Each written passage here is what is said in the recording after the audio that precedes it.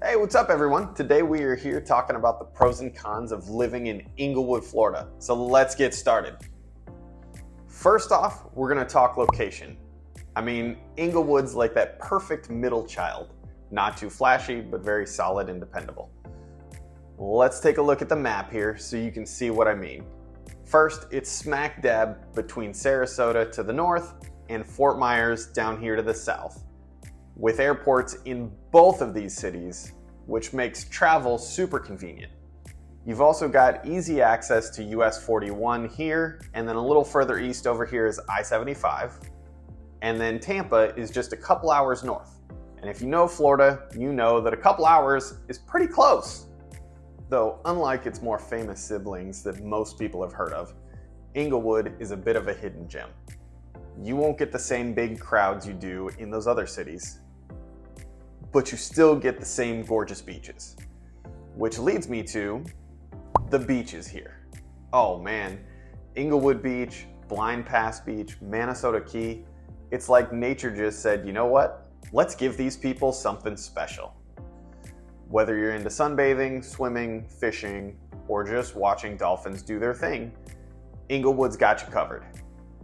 Oh, and if you're into shark's teeth, this is definitely your spot. In fact, all along this area, up through Venice, are the most common beaches on Earth to find shark teeth. Plus, the sunsets. Oh, the sunsets. I mean, come on. It's the kind of thing that makes you stop and say, all right, maybe I don't care that much about the mountains. So bring your cooler with some drinks. Just remember, no glass. Grab your spot in the sand and watch these incredible sunsets as many nights as you possibly can. Okay, so as much as I love this place, it's not all smooth sailing. We gotta talk about the hurricanes. Yes, I know, nobody likes to think about them, nobody likes to talk about them, but if you live in Florida, you gotta be prepared for them. Hurricane season is real, and you have to have a plan. Let's be honest.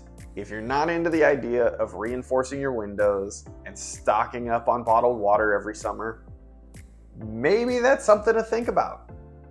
Now me, being a transplant myself, even though it was quite a while ago, and having lived through a couple major hurricanes now, I feel like I know what's up. My personal recommendation is if you do not absolutely need to stay during a major hurricane, as in you're not a first responder or in some sort of other profession that requires you to be here during or immediately after a hurricane, don't be here. Did you get that? Don't be here. I know some people who have lived through them will say, I'm a chicken or a wuss or whatever other names they might use, but I don't care. Why stay and be miserable if you don't have to, right?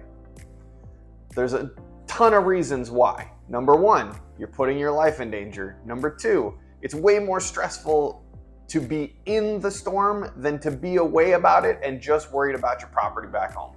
Number three, you have to stock up on all kinds of extra stuff that most years is either going to go to waste, or if you wait until the last minute to go buy it, which you will inevitably do after a few years of no storm, it is miserable sitting in line or running from store to store because everywhere is out of the stuff you need.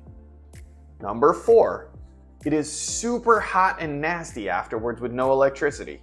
When the storm comes through, the wind is gone after the storm's gone typically, and it's really hard and dangerous afterwards to get out and about, get gas for the generator, and it's also super hard to come by and very expensive.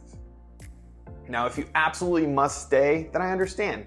But if you don't have to, it is much, much nicer to just hop on a flight or drive north for a few days before all that traffic gets crazy and insane with people evacuating, and just take a vacation somewhere else for a few days.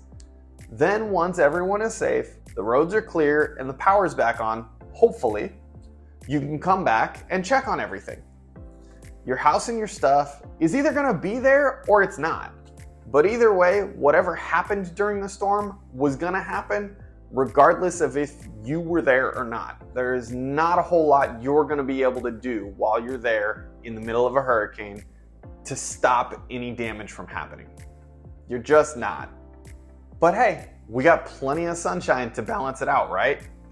So don't worry about that stuff. We will help you prepare either way, whether you stay or go.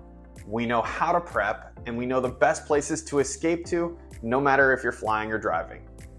This is what we are here for. So call us now to find your spot in Englewood, and then call us after, and we'll give you all the tips and tricks on how to prep or where to go.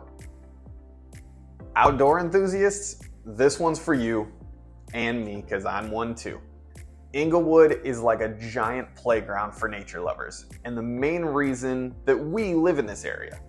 From fishing at Stump Pass Beach State Park to hiking around Lemon Bay Park and the mangrove forests all over the area, this town is perfect if you're the kind of person who considers fresh air and sunshine a daily necessity.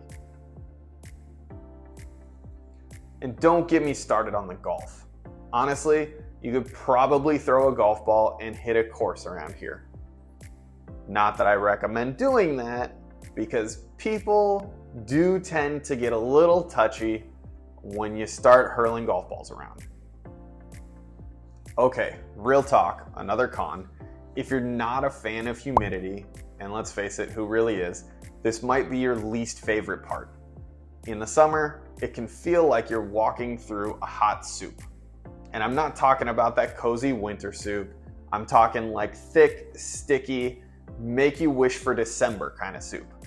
Most people get used to going from air-conditioned building to air-conditioned car and back to an air-conditioned building right until they can get into their air-conditioned pool. Okay, so most pools are probably not air-conditioned, but they sure do feel good after you walk from your car through that heat and stickiness into your house. Pro tip, embrace the Florida uniform. Flip-flops, shorts, and as few layers of clothes as you can legally get away with. And if you need shopping tips, again, call us. My wife will be happy to help you in that department. Shopping and bargain hunting are her favorite things to do outside of traveling. Now here's something that'll make your wallet happy. Englewood is affordable, relatively speaking at least. But when compared to its neighbors like Sarasota or Naples, it is definitely affordable.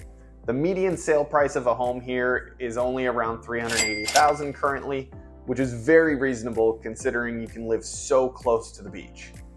Now, if you compare that to Sarasota, which is at $495,000 or over $115,000 more, or Naples at $725,000, so almost double what Englewood is, it really brings into perspective just how affordable Englewood is.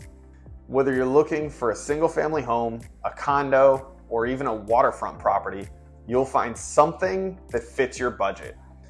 And hey, if you need help navigating the market, you know where to find me. Now, here's one of those it depends kind of things. Englewood's downtown is, well, let's just say it's a little more low-key than what you get in a big or even a medium-sized city. We've got some great local spots, but if you're expecting endless rows of boutiques and fine dining, you will be disappointed. That said, what we lack in quantity, we definitely make up for in quality. And hey, the draw here is that it is a small, quiet beach town. So if that's not your thing, call me and I'll get you pointed towards those bigger cities. We cover those areas too. And last but not least, we gotta talk about the snowbirds. If you're not from Florida, snowbirds are the folks who live here in the winter and they fly back north when it gets too hot. Maybe it's you. During the winter months, Englewood does, just like the rest of Southwest Florida, get a little bit busier. Traffic picks up, the restaurants fill up, and you might have to wait a little longer for your morning coffee. Though it is a little bit less of an issue here in Englewood than in some of the bigger cities. And hey, more people means more friends, right? Just think of it as the perfect opportunity to practice patience. Or start brewing your coffee at home. Either way works, right? So if Englewood sounds like the perfect spot for you, call me now. And if it doesn't, check out these other videos of some of the other nearby areas that may be a better fit for you.